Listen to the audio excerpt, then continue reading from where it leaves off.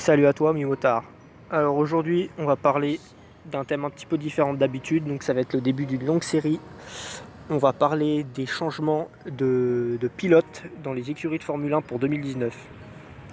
Donc nous sommes à mi-saison et il y a déjà un très gros mouvement de pilotes en direction des écuries l'année prochaine. Donc notamment la retraite du double champion de Formule 1 Fernando Alonso, donc, qui va quitter McLaren après 17 années de règne dans la catégorie reine de l'automobile. Il a décidé de prendre sa retraite, donc il ne sera pas parti sans marquer les esprits. Il a fait 17 ans de Formule 1, double champion du monde. C'est une légende de la Formule 1, donc il va quitter McLaren parce que pour lui la F1 a vachement changé. Donc c'est vrai qu'en 2001, quand il est arrivé, ça n'avait rien à voir. Les moteurs ils étaient équipés de V10, ça faisait un bordel pas possible. Maintenant ils sont en V6, ils ont un moteur hybride. C'est vrai que ça peut être un peu plus frustrant pour lui, mais il peut pas repartir en ayant de mauvais souvenirs, quoi. Il a marqué les esprits. Ensuite on va parler de Daniel Ricciardo. Donc après plusieurs années chez Red Bull, notamment 4 il me semble bien qu'il a fait 4 années chez Red Bull et 2 années chez Toro Rosso. Donc le pilote australien a décidé de bifurquer et de partir chez Renault. Donc Renault F1 Team. Donc il avait besoin, Christian Horner, le patron de Red Bull, a dit qu'il avait besoin d'un nouveau défi. Donc je pense aussi que c'est vrai. Pendant un long moment il a été chez Red Bull, il a eu des hauts et des bas.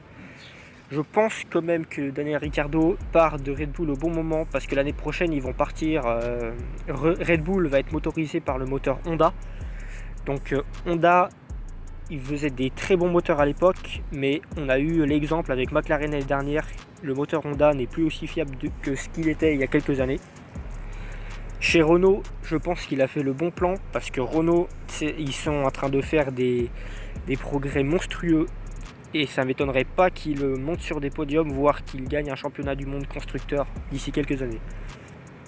Et enfin, nous allons parler de Carlos Sainz, donc, qui quitte Renault justement par l'arrivée de Daniel Ricciardo. Donc Daniel Ricciardo va prendre la place de Carlos Sainz Jr., le fils du champion du monde de rallye.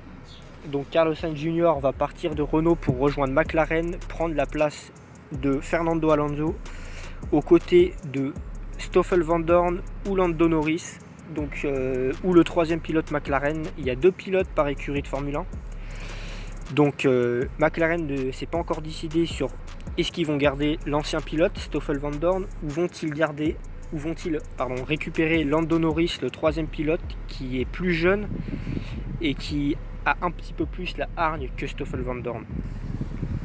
Stoffel Van Dorn, c'est un pilote belge que je suis depuis 2010. Donc il a fait sa formation à l'Autosport Academy en 2009-2010. Il a été premier, il a gagné la saison de Formule 4.